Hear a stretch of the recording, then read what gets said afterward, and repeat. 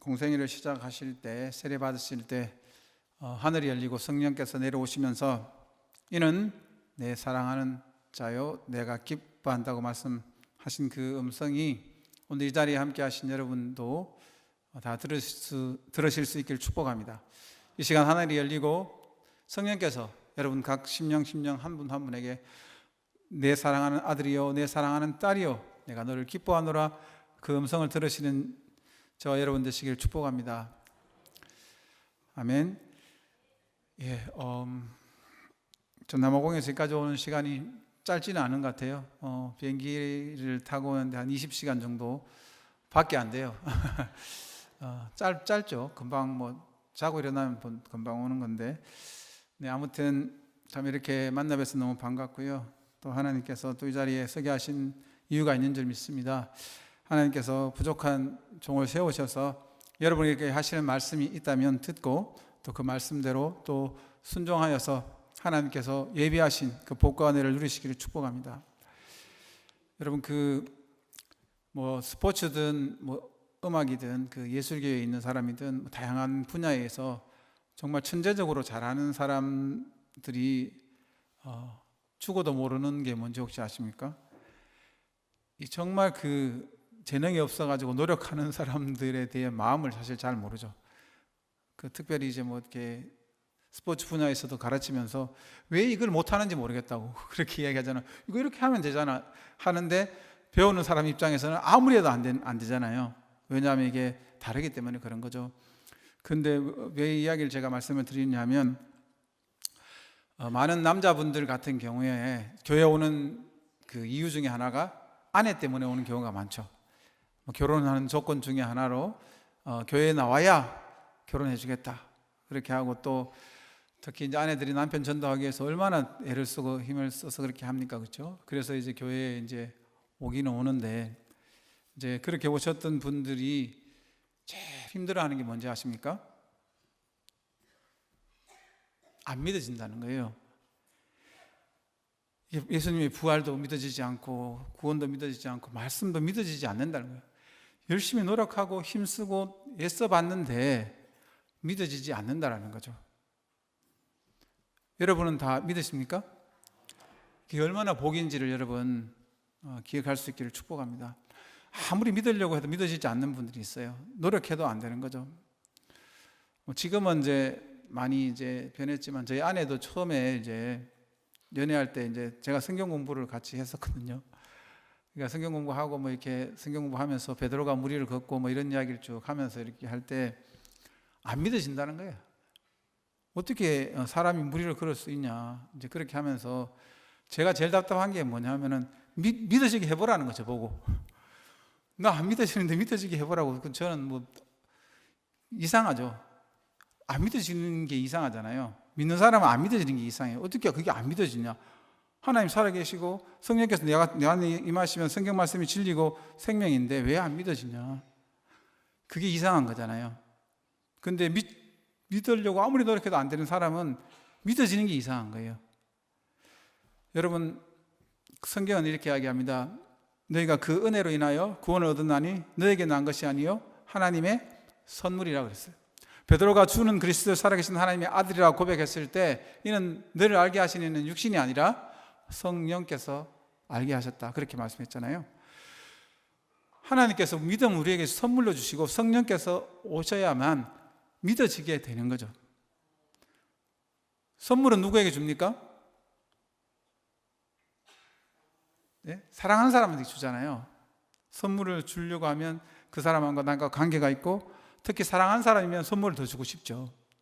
그런데 사랑하지도 않고 잘 모르는 사람한테 뭘 준다면 하면 보통 뭐라고 이야기하죠? 뇌물이라고 하잖아요. 그렇죠?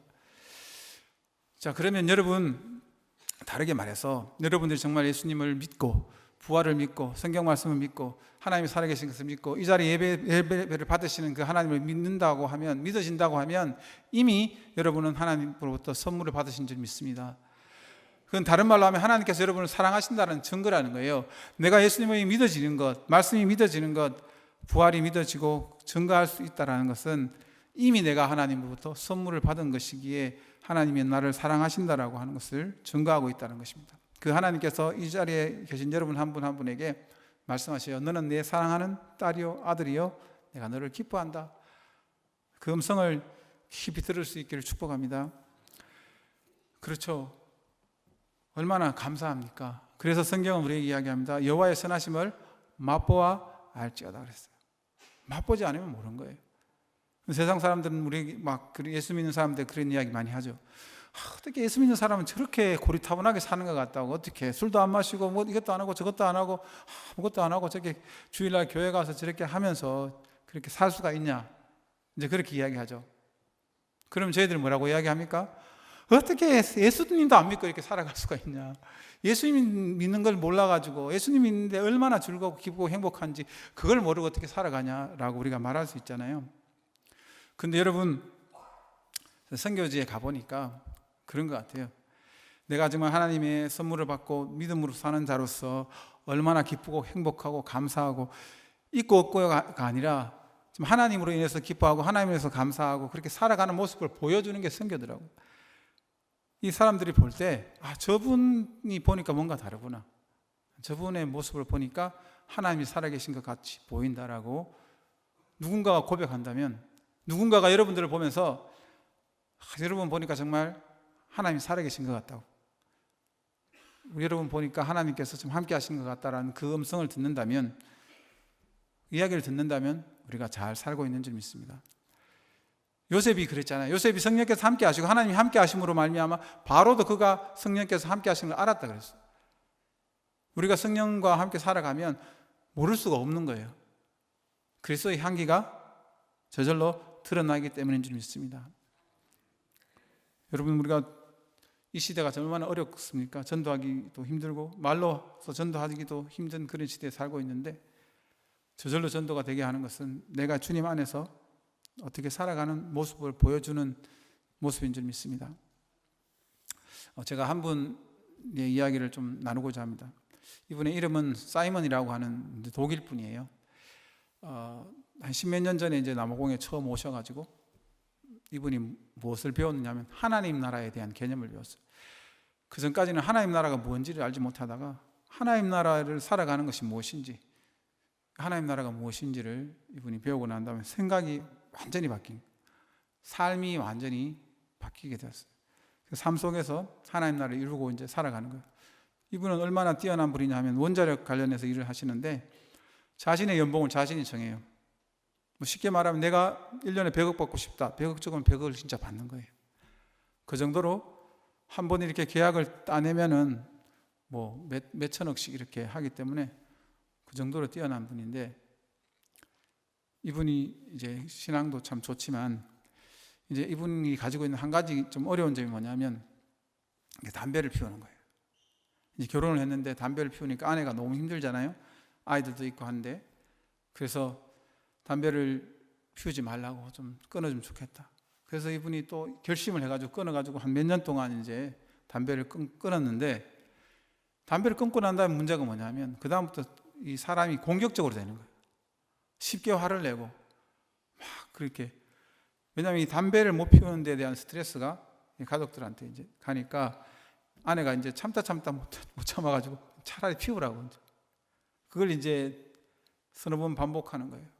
그런데 이제 이분이 이유를 깨닫지 못하다가 어느 날 성령께서 오셔가지고 그 말씀하시는 거예요. 네가 담배 피우는 거 그거 네가 주인 되어가지고 네 스스로가 그거 하는 거 그거 나한테 주면 안 되겠냐고 하나님께 물으시는 거예요. 그때 이제 이게 하나님으로부터 온 음성이구나 깨달았는데, 그러면서 한 가지 더 깨달은 게 뭐냐면 그 담배 피우는 것에 대해서는 이건 내 거라고 생각한 거예요. 내 거고 내가 다른 거 하는 것도 아니고 요거 즐기는 건데 요건 내가 내려놓지 못하겠다라고 생각을 했던 거죠. 저희들도 그런 거 있잖아요. 하나님께서 말씀하시면 제가 다 내어놓을 수 있지만 요거만은 안 됩니다. 때로는 돈일 수 있고 자녀일 수 있고 남편일 수 있고 아내일 수 있고 어떤 때는 취미일 수도 있고 어떤 때는 시간일 수도 있고, 그 무엇이든 작은 것이든 큰 것이든 이것만은 내가 할 수 없습니다. 이제 그분이 그걸 깨달은 거예요. 다 하나님께 드렸다고 생각했는데 선교도 많이 하고 많은 것들을 하기 때문에 나는 정말 하나님께 다 했다라고 생각했는데 그 담배 피우는 거 하나를 내가 붙들고 있으면서 이게 자기가 주인처럼 그렇게 지냈던 것을 깨달은 거죠. 그걸 깨달았을 때 하나님 앞에 고백하는 거예요. 하나님, 제가 이것을 주님께 드리겠습니다 라고 주님께 드리고 난 다음에 담배가 끊어졌는데 놀라운 일이 있어요. 더 이상 화가 나지 않는 거죠. 더 이상 공격적으로 되지 않아요. 가족들이 너무 행복한 거죠. 제가 여기 남아공에서 오기 전에 만났거든요. 저한테 그 간증을 하더라고요. 저하고 이렇게 뭐 이야기도 자주 하는 편인데, 그러면서 놀라운 건 이야기를 하는데, 하나님께 내가 다 드리고 나니까 하나님께서 내가 주인 되었다고 생각했던 그것을 하나님께 드리고 나니까 그 자리에 하나님께서 주인으로 찾아오셔서 그분의 마음 가운데 복음의 열정을 주신 거예요. 그래서 어딜 가나 사람을 만나면 복음을 전하는 거예요. 저도 이렇게 모든 걸 하나님께 드렸다라고 생각하고 이렇게 살았는데, 사역을 하다 보면서 시간이 점점 지나면서 저도 모르게 제 스스로가 이렇게 주인이 되어가지고 뭘 하는 게 있더라고요. 뭐 작은 거지만, 뭐 예를 들어서 예배를 드리고 아이들에게 간식 나눠주는 것도, 사실은 어떻게 보면 선교비 보내주시는 거 가지고 사서 이렇게 전달하는 거거든요. 근데 사실 제 것도 아니고 사실 그렇잖아요. 그런데 이 아이들이 떠들고 막 그렇게 하면 이걸 가지고 뭐 준다 안 준다 이걸 계속 제가 이렇게 하는 모습 보면서, 야, 처음에는 이제 교육적으로 옳다라고 생각하고 이렇게 했는데 또 돌이켜 생각해보면 이게 뭐라고, 애들 그거 가지고 뭐 울리고 막 그렇게 하는 거, 작은 거 하나 가지고 그렇게 하는 것, 그런 생각이 들었거든요. 그리고 24시간 주어진 시간이 제가 제 스스로가 이렇게 조절을 할 수 있고, 뭐 먹고 싶을 때 먹고 뭘 사역하고 싶을 때 하고 할 수 있다라고 사실은 생각하고 그렇게 지내왔다고 생각했는데, 한 달 전에 갑자기 이제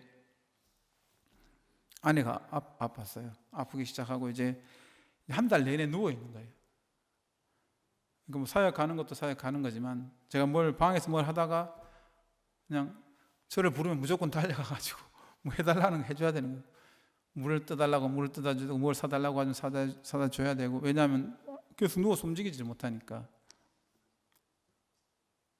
이게 분명히 어떻게 보면 제 시간이라고 생각한 것도 제가 스스로 통제가 할 수가 없는 거죠.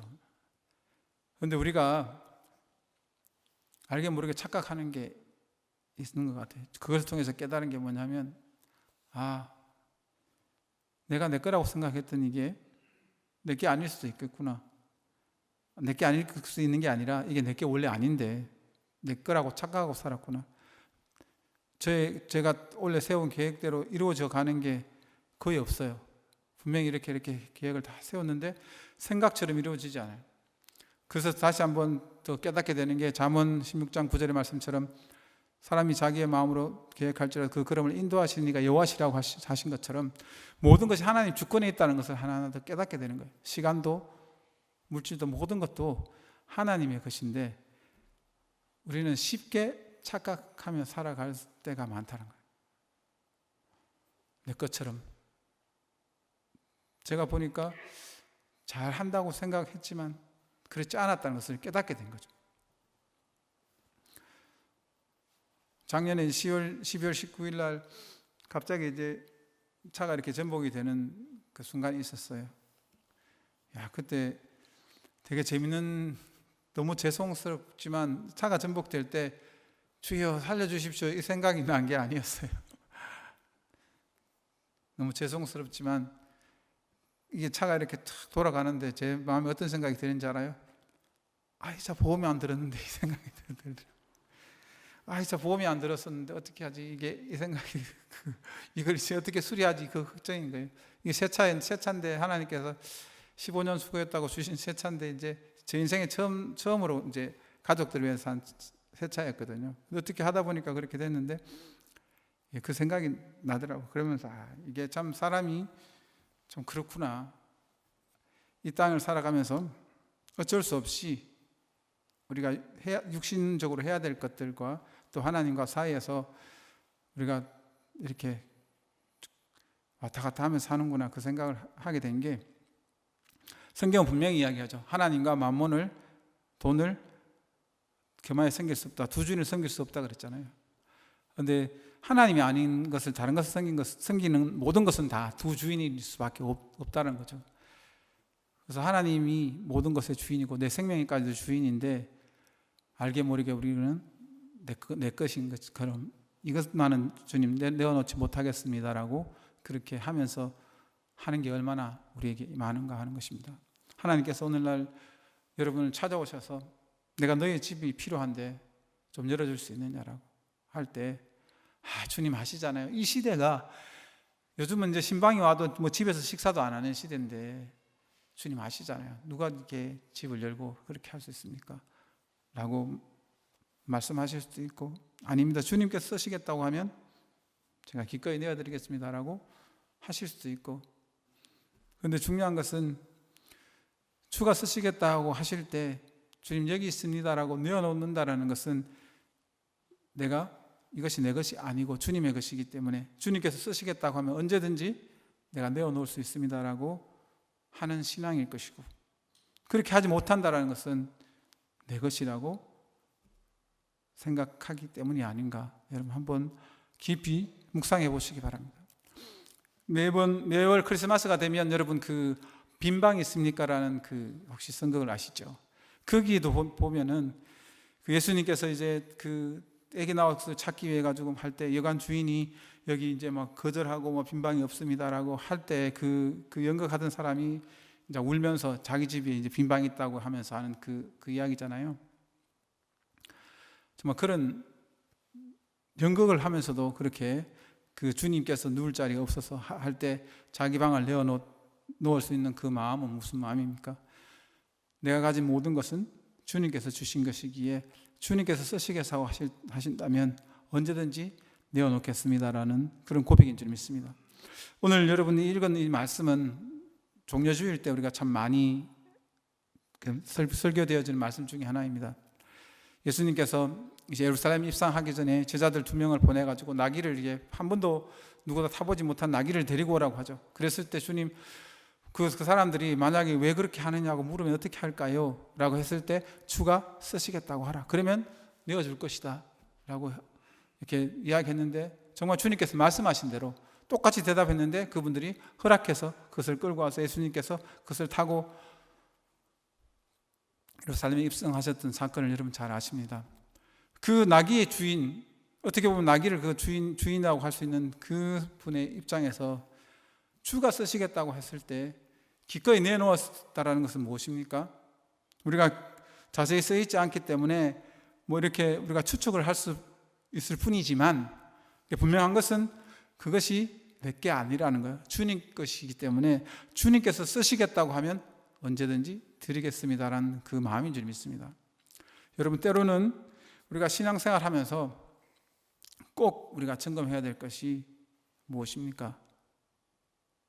내가 주인 삼은 그 모든 것을 내가 다 내려놓고 우리가 고백해야 될 것은 은도 내 것이요 음도 금도 모든 것이 내 것이라고 한 그 주님 음성을 우리가 드려야 될 줄 믿습니다.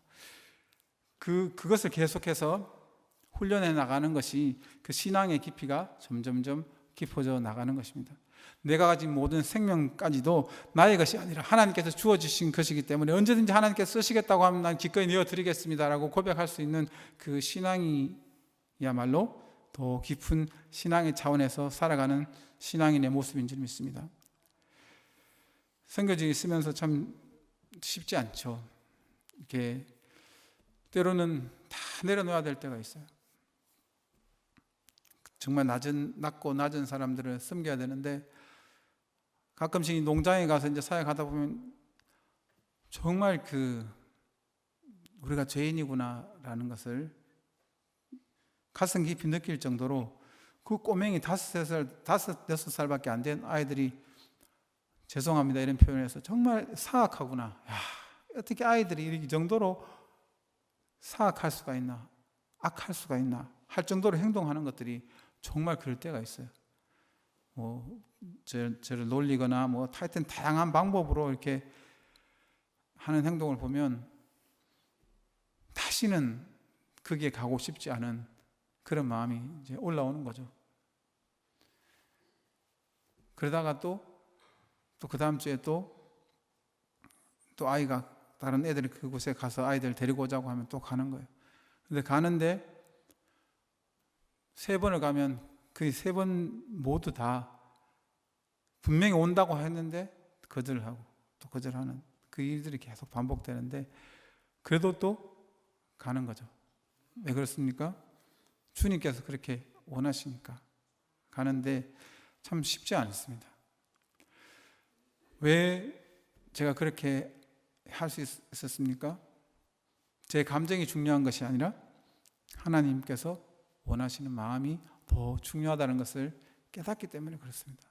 때로는 우리의 감정 때문에, 우리의 생각 때문에, 우리의 고집 때문에, 우리의 선입견 때문에, 때로는 우리가 가지고 있는 지식이나 그것들 때문에 얼마나 많은 경우 주님의 일을 하지 못하고 잘한다고 하지만 망칠 때가 얼마나 많이 있겠습니까? 때로는 우리가 잘한다고 하는 것이 내 중심으로 시작한다 그러면 결국은 좋은 열매를 맺지 못하는 거죠. 사이먼이란 친구 이야기를 나눈 것처럼 본인의 의지로 가족을 위해서 담배를 끊고 했을 때는 이게 계속 오히려 화가 나고 힘들고 어려웠지만 그냥 내가 주인 되었다고 생각했던 그것을 하나님의 손에 올려드리니까 하나님께서 이끌어 가시니까 너무 자유롭고 평화롭고 화도 나지 않고 오히려 더 건강 얻고 가족들과 더 잘 지낼 수 있었던 것처럼 우리의 시작이 어디냐가 참 중요한 것 같아요. 이 계기가 왜 내가 이것을 하고 있는가, 주의 일을 하는 것, 예배 드리는 것, 이 모든 것이 시작점 자체가 나로부터 시작된다고 하면 때로는 힘들고 어려우면 그것을 포기할 수밖에 없는 그 자리에 가겠지만 주님으로부터 오신 것이라면, 주님께서 이끌어 주신다면 힘들고 어려워도 주님께서 피할 길을 내어주시고 할 수 있도록 도와주셔서 우리가 해낼 줄 믿습니다.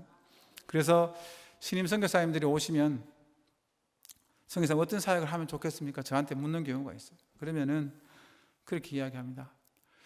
정말 기도하십시오. 기도하고 또 기도해서 누가 이런 사역을 하고 누가 저런 사역을 하고 누가 뭘 하기 때문에 이게 좋아 보이고 저게 좋아 보이기 때문에 하는 게 아니라 왜 하나님 많은 선교사님들이 이곳에 계신데 저를 이곳에 보내셔서 제가 해야 될 것이 무엇입니까? 라고 하나님 앞에 묻고 물었을 때 하나님께서 이걸 하라고 하는 것을 하면 그것이 옆에 있는 선교사님하고 똑같은 사역이라고 할지라도 똑같은 종류의 사역이라고 할지라도 하나님께서는 우리 선교사님을 통해서 새로운 길을 열어가실 것입니다. 그리고 때로는 힘들고 지친 일이 있을지라도 하나님께서 이렇게 세우셔서 가게 할 것입니다. 그러나 여러분이 좋아서 내가 이것이 필요하다고 생각해서 내가 잘해서 이것을 하기 시작하면 어느 순간 힘들고 어려울 때는 포기할 수밖에 없는 그 자리도 올 수 있습니다. 그렇게 조언할 때가 있어요. 그래서 제 자신도 남아공에 가서 하는 모든 사역들 하나하나 다 하나님께서 인도해 주셔서 지금도 해나가고 있어요. 그래서 15년, 10년 모든 사역들이 그렇게 이어져 가고 있습니다. 갈수록 점점점 사역들이 많아지지만 그것을 감당할 수 있는 힘을 주시는 분이 하나님이세요. 그래서 제가 제 일주일의 사역을 잠깐 소개하면 월요일 날은 우리 함께 섬기는 선교사님들과 또 현지인들과 함께 모여가지고 예배드리고 기도 함께하는 시간을 갖습니다. 보통 그렇게 하고요. 화요일 날은 교도소 가서 사역을 하고 수요일 날은 이제 학교들을 방문하는 사역을 하고 목요일 날은 어린이들에게 밥을 나누는 사역하고 또 다른 사역들을 하고 또 수요일 날은 그 성도들하고 전도를 해요. 방문 전도도 하고 금요일 날은 노숙인 사역을 하고 토요일 날은 이제 농장에 가서 10개 넘는 농장을 방문해서 아이들 데리고 와서 예배 드리는 사역을 하고 주일 날은 또 교회 사역을 합니다. 사실 따지고 보면 일주일 내내 사역을 하는 거죠. 거기다가 또 중간에 아버지 학교가 있으면 아버지 학교를 하고 또 신학교의 강의를 하면 또 강의를 하고 이렇게 정말 늘 이렇게 바쁘게 살아가면서 제가 늘 깨닫는 게 뭐냐면 시간이 지나면 지날수록 모든 게 더 익숙해지고 더 잘해져야 되는데 하나님께서 제게 깨닫게 하는 것은 더 어렵다는 거죠. 더 힘들고 이게 왜 이렇게 힘들까라고 생각할 수밖에 없는 것을 주님께서 깨닫게 하세요. 그런데 놀라운 것은 하나님 앞에 드리고 하나님께서 이끌어 가시기를 했을 때는 진짜 힘든 것이 하나도 없어요. 그런데 인간인지라 조금만 방심하면 모든 중심이 저로부터 시작돼가지고 제가 뭔가를 컨트롤하려고 막 사역을 이렇게 하고 저렇게 하려고 하면 반드시 힘든 시간들이 찾아오더라고요.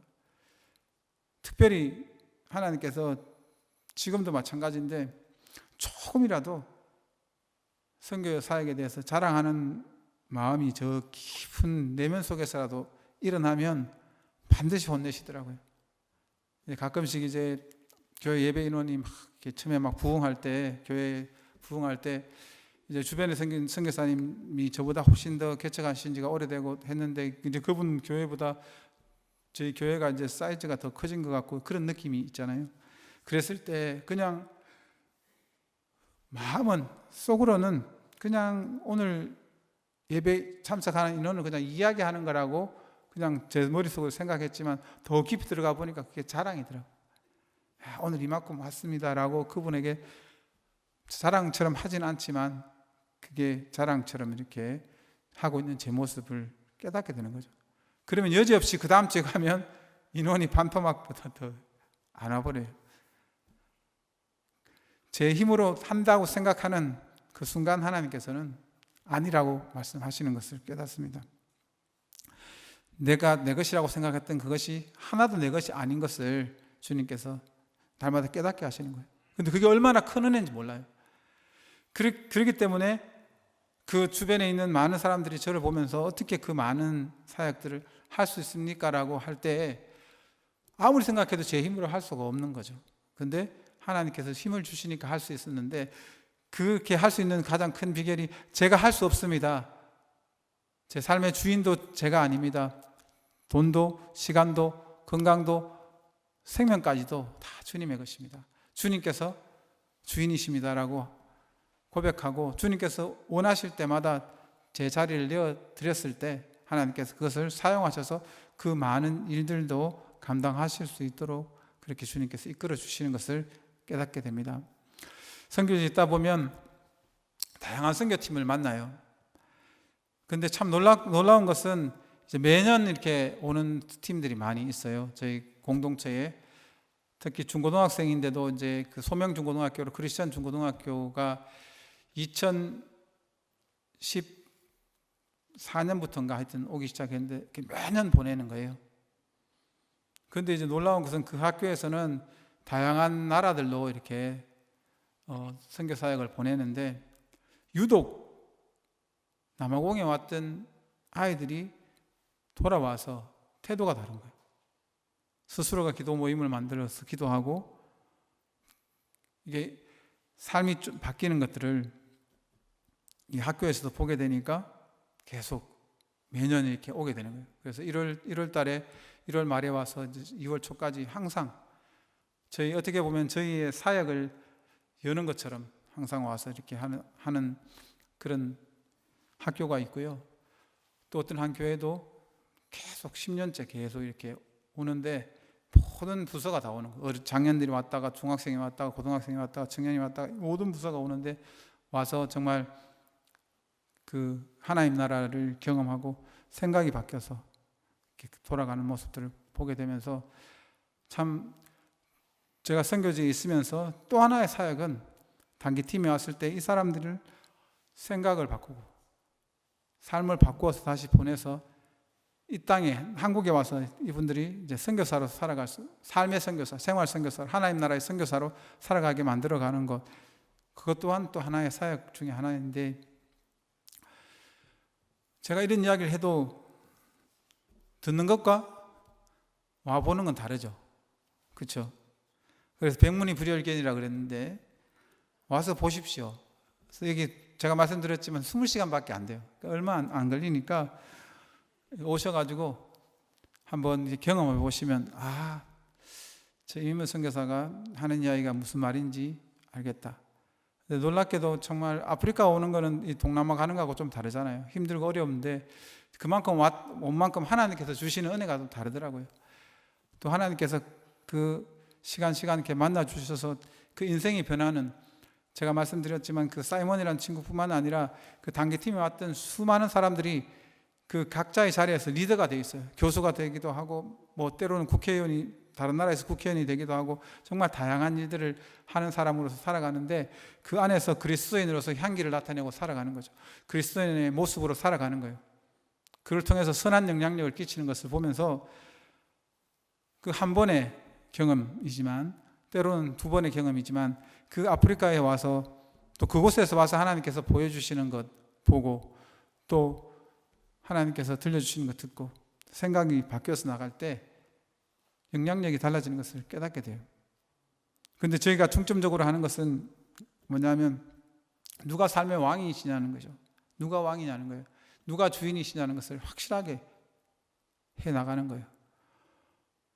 오늘 제목처럼 내가 가진 것 뭐라도 주가 쓰시겠다고 할 때 그냥 두 말 하지 않고 내어놓을 수 있는, 아브라함에게 하나님께서 이삭을 바치라고 했을 때 아브라함 두 말 하지 않고 순종했던 것은 그가 물론 믿음이 있기 때문이죠. 그 히브리서의 말씀을 보면 하나님께서 죽게 하실지라도 다시 살리실 것을 믿었다라고 이야기했잖아요. 그것처럼 그렇게 순종할 수 있는 것은 하나님께서 우리에게 주시는 것은 가장 좋은 것이고 절대 하나님께서 엉뚱한 것을 요구하지 않는다는 거죠. 하나님께서 요구하실 때는 반드시 거기에 대해서 하나님께서 주시는 것이 있을 뿐만 아니라 그것을 할 수 있도록 또 힘도 우리에게 주신다는 것을 우리 믿으실 수 있기를 축복합니다. 하나님께서 하시는 건 절대 공짜가 없어요. 근데 하나님께 드리는 것에 대해서는 하나님께서 반드시 책임지셔요. 놀라운 것은 하나님께서 주시고 하나님께서 하게 하시고 하나님께서 힘주셔서 모든 것을 다 하나님께서 하시고 난 후에 우리가 작은 순종한 것을 보고 하나님께서 칭찬하시고 복을 주신다는 거예요. 이것만큼 수지가 맞는 게 뭐가 있어요? 그렇지 않습니까? 내 힘으로 하라는 게 아니에요. 하나님께서 힘도 주시겠다는 거예요. 능력도 주시겠다는 거예요. 물질도 주시겠다는 거예요. 모든 걸 다 줄 테니까 그냥 순종만 하라는 거예요. 고백하라는 거예요. 이게 모든 것이 하나님의 것이라는 것을 고백하라는 거예요. 그래서 주님께서 쓰시겠다고 하실 때 작은 것이라도 내어놓을 때 반드시 하나님께서 모든 것을 해 나가실 줄 믿습니다. 그게 제가 선교지에서 날마다 경험하는 삶이에요. 아마 제 이야기를 아마 제일 첫 번째 성례교회에 왔을 때 제가 나눴던 말씀입니다. 그 혹시 기억하시고 있는 분이 계신지 모르겠는데 제가 그 주책을 잘 부린다 그랬던 것 같은데 그 주책이란 말이 무슨 말씀인지 기억나시죠? 주님께서 책임지신다는 말씀. 선교지에서 살아보니까 모든 거 다 주님께서 책임지시더라고요. 이번에 아내하고 오는 이 과정도 사실은 쉽지 않았어요. 전쟁이 일어나서 표를 끊는 것부터 한 번도 경험하지 못한 경험을 했어요. 온라인으로 했는데 이게 분명히 다 그 접수 번호까지 다 확인 번호까지 다 받았는데도 티켓팅이 잘 되지 않더라고요. 그래서 또 이제 여행사를 통해서 이렇게 하는 그런 모든 과정, 20시간 정도 아내가 한 달 동안 누워있던 사람이 비행기 타고 온다는 게 쉽지 않잖아요. 그런데 하나님께서 중보하시는 분들의 그 기도를 통해서 또 여호와 일의 하나님을 통해서 모든 것을 다 준비하시고 때를 따라 돕는 손길들을 다 해 주셔서 정말 기적적으로 와서 또 기적적으로 검사받고 이제 수술 날만 잡으면 되는 상황인데요. 20일 날 또 이제 재진료 받으면서 모든 것들을 해 나가는데 삼성병원이란 그 병원이 그냥 한국에서도 예약하기가 쉽지 않다고 하더라고요. 그런데 예약부터 시작해서 검사하는 모든 것까지 모든 과정이 좀 하나님께서 하지 않으면 그렇게 할 수 없을 정도로 그렇게 모든 것들이 다 순적하게 이루어졌는데 이 모든 게 중보해 주시는 분들의 그 기도라는 것을 깨닫게 하시더라고요. 그래서 순종하면 반드시 주님께서 책임지시더라고요.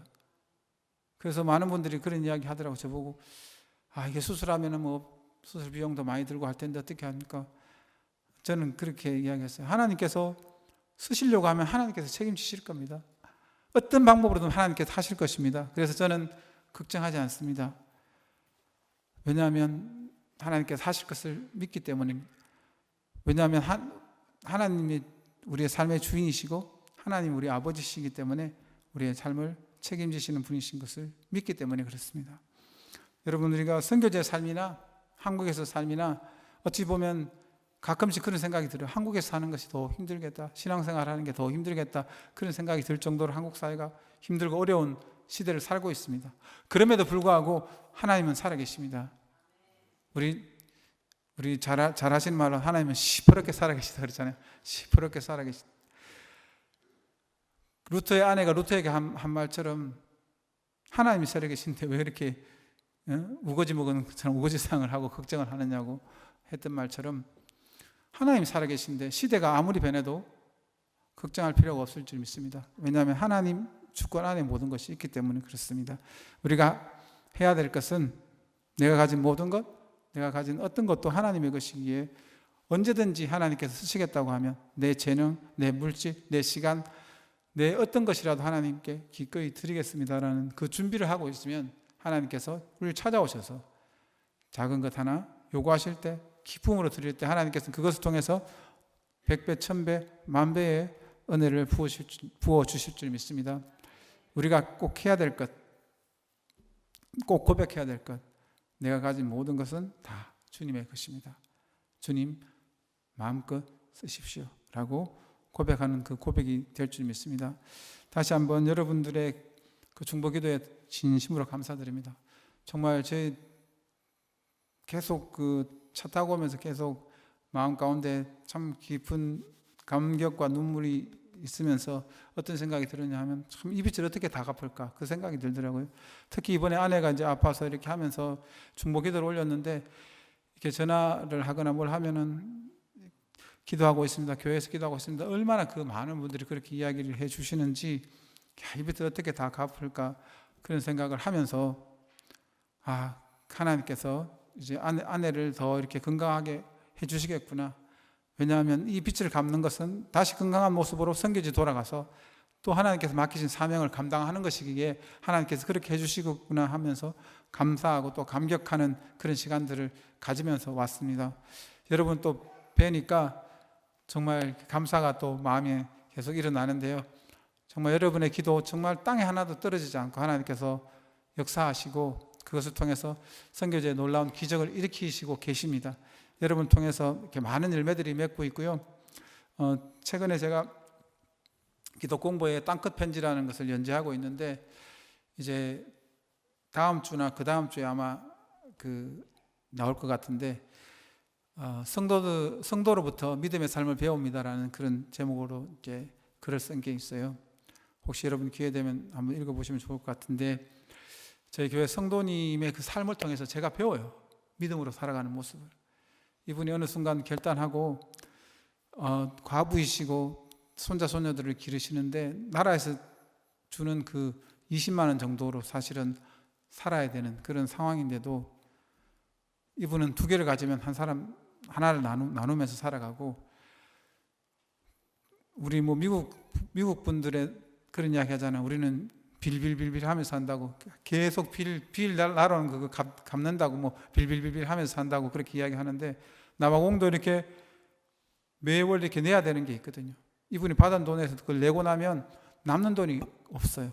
그런데도 11조를 제일 먼저 떼서 하나님께 드리고 내가 살아가겠다 그렇게 결단하고 살아가는데 놀라운 것은 하나님께서 그분을 살리시고 먹이시는 것을 날마다 보게 하시고 또 간증하게 하시더라고요. 기도하면 바로 하나님께서 응답하시는 그 모습을 자녀들에게도 보여주고 손자 손녀들에게 보여주고 또 성도들에게도 보여주고 저에게도 보여주시는데 참 그 모습을 보면서 배우고 또 배웁니다. 우리가 믿음으로 살기로 결단하고 하나님께 모든 걸 다 올려드리고 살아가면 반드시 하나님께서 우리를 이끌어 가시는 것을 경험하게 될 줄 믿습니다. 그것을 통해서 주변에 있는 많은 사람들이 정말 하나님이 살아계시다는 것을 함께 고백하고 그분도 주님께로 돌아오게 될 줄 믿습니다. 저와 여러분이 그렇게 살아서 하나님께 영광이 되기를 간절히 축복합니다.